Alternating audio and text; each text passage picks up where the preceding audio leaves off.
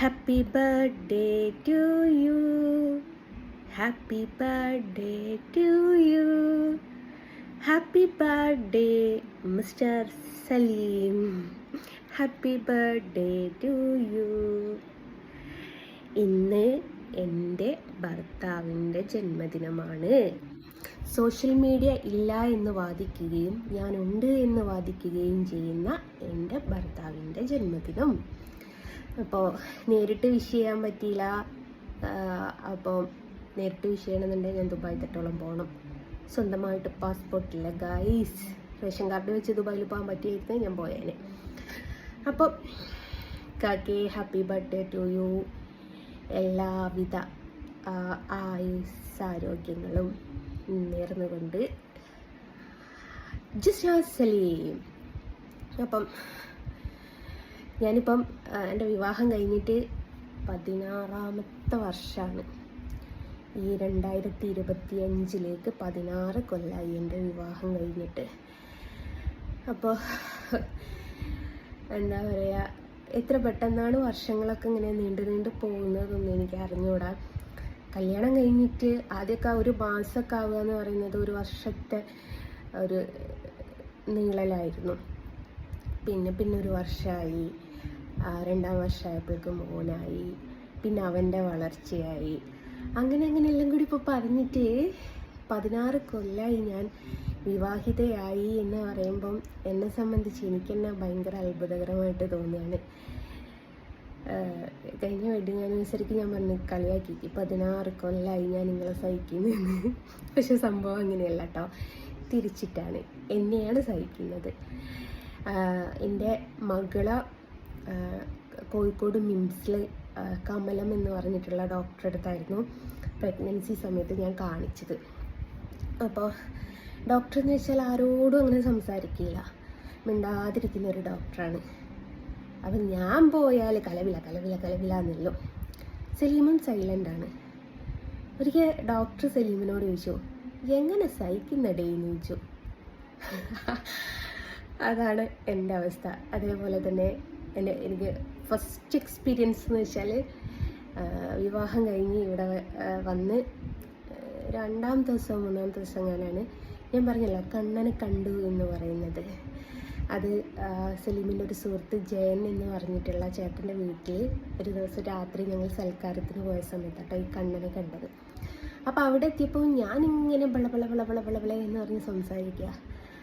അപ്പോൾ ജേട്ടൻ്റെ അമ്മ പറഞ്ഞൊരു വാക്കുണ്ട്, സലീം ഏത് നിനക്ക് ദൈവം തന്നതോടാ, നീ ആരോടും മിണ്ടൂലാലോ, അതിനാണ് എനിക്ക് ഇങ്ങനത്തെ ഒരു ഭാര്യനെ തന്നത്. ഞാൻ എല്ലാവരോടും ഇങ്ങനെ എനിക്കിങ്ങനെ സംസാരിച്ചുകൊണ്ടിരിക്കാൻ ഭയങ്കര ഇഷ്ടമാണ്. നേരെ മറിച്ച് ഇക്കാക്കാന്ന് വെച്ചാൽ ആരുടെടുത്തും സംസാരിക്കില്ല, ഭയങ്കര സൈലൻ്റാണ്. എൻ്റെ വിവാഹം കഴിഞ്ഞ് എൻ്റെ നാട്ടിൽ വന്ന സമയത്ത് എല്ലാവരും പറഞ്ഞിട്ടുണ്ടായിരുന്നു സലീമിന് ഭയങ്കര ജാടയാണെന്ന്. സംഭവം ജാടയല്ല, സംസാരിക്കുന്നത് ചുണ്ടനങ്ങുന്നത് പോലും നമ്മൾ കാണൂല, അത്രമേൽ സോഫ്റ്റായിട്ടാണ് സംസാരിക്കുക. അപ്പോൾ എന്തായാലും ഇക്കാക്കൻ്റെ അടുത്ത് എത്തിയിട്ട് 16 വർഷമായി. ഇക്കാക്കൊക്കെ എത്ര ഏജെന്ന് ഞാൻ ഏതായാലും പറയുന്നില്ല. അപ്പം ഇക്കാക്കൻ്റെ ജന്മദിനാണ്. ഗിഫ്റ്റുകൾ നാട്ടിലുള്ള സമയത്തൊക്കെ ഞാൻ എന്തെങ്കിലും ഗിഫ്റ്റ് സർപ്രൈസായിട്ട് മേടിച്ചു കൊടുക്കുമായിരുന്നു. പക്ഷേ ഇവിടെ എനിക്ക് ഗൾഫിലുള്ള സമയത്തും എനിക്ക് അങ്ങനെ മേടിച്ചു കൊടുക്കാൻ പറ്റില്ല. ആദ്യമൊക്കെ ആണെങ്കിൽ ആദ്യത്തെ ഷോപ്പിലുള്ള പയ്യന്മാരുടെയൊക്കെ നമ്പറൊക്കെ എൻ്റെ കയ്യിലുണ്ടായി. ഇപ്പോൾ ഷോപ്പ് മാറിയത് കൊണ്ട് ആരുടെ നമ്പറും കയ്യിലില്ല. അല്ലെങ്കിൽ സർപ്രൈസായിട്ട് എന്തെങ്കിലും ഗിഫ്റ്റൊക്കെ മേടിച്ചു കൊടുക്കുകയായിരുന്നു. എൻ്റെ അറിവിൽ കല്യാണം കഴിഞ്ഞ ഫസ്റ്റ് ബർത്ത്ഡേക്ക് ഞങ്ങളുടെ ഇവിടെ കൊയിലാണ്ടിക്ക് ഒരു നാട്ടു നടപ്പുണ്ട്. കല്യാണം കഴിഞ്ഞാൽ വീട്ടിലുള്ള എല്ലാവർക്കും ഡ്രസ്സ് എടുത്ത് കൊടുക്കുക, വൈഫ് ഹൗസിലുള്ള എല്ലാവർക്കും ഡ്രസ്സ് എടുത്ത് കൊടുക്കുക എന്നുള്ളത്. അങ്ങനെ ഡ്രസ്സ് എടുത്ത് കൊടുക്കാൻ എൻ്റെ വാപ്പാക്ക് ഷർട്ട് വാങ്ങാൻ വേണ്ടിയിട്ട് ഒരു ഷോപ്പിൽ കയറി. അങ്ങനെ ഞാനത് കള്ളത്തരം പറഞ്ഞു. വീട്ടിലെത്തി വാപ്പക്ക് കാണിച്ചെടുത്ത് ഞാൻ വാപ്പിനോട് എല്ലാവർക്കും തരണം, എനിക്ക് ആ ഷോപ്പിൽ ഒരിക്കൽ കൂടി കയറാൻ വേണ്ടിയിട്ടാണ് എന്ന് വാപ്പിനോട് തിരിച്ച്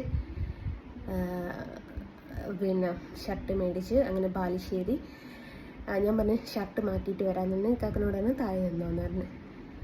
അങ്ങനെ 10 മിനിറ്റ് കഴിഞ്ഞിട്ടില്ല, 20 മിനിറ്റ് കഴിഞ്ഞിട്ടില്ല, കുറച്ച് ലേറ്റായിരുന്നു. എന്നെ ദേഷ്യം പിടിച്ചു. ഞാൻ സംഭവം എന്താ വെച്ചാൽ കാക്കക്ക് ഷർട്ട് സെലക്ട് ചെയ്ത് ബില്ലൊക്കെ ചെയ്ത് വരിക.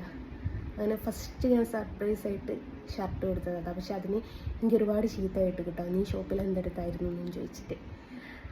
അങ്ങനെ ഈ കഴിഞ്ഞ ബർത്ത്ഡേക്കല്ല, അതിൻ്റെ മുമ്പത്തെ ബർത്ത്ഡേക്ക് നാട്ടിലുണ്ടായിരുന്നു. അപ്പം ഞാൻ ഗിഫ്റ്റൊക്കെ മേടിച്ചു കൊടുത്തിട്ടുണ്ടായി. ഇപ്പം എനിക്ക് ഒരു നിർവാഹമില്ല ഗിഫ്റ്റ് മേടിച്ചു കൊടുക്കാൻ. അതുകൊണ്ട് വിഷ് ചെയ്യുക എന്നല്ലാതെ വേറെ ഒരു രക്ഷയില്ല ഗൈസ്. അപ്പം എല്ലാവരും സലീമിന് വേണ്ടിയിട്ട്, സലീമിൻ്റെ ആയുസ്സ് ആരോഗ്യത്തിന് വേണ്ടിയിട്ട് പ്രാർത്ഥിക്കണം.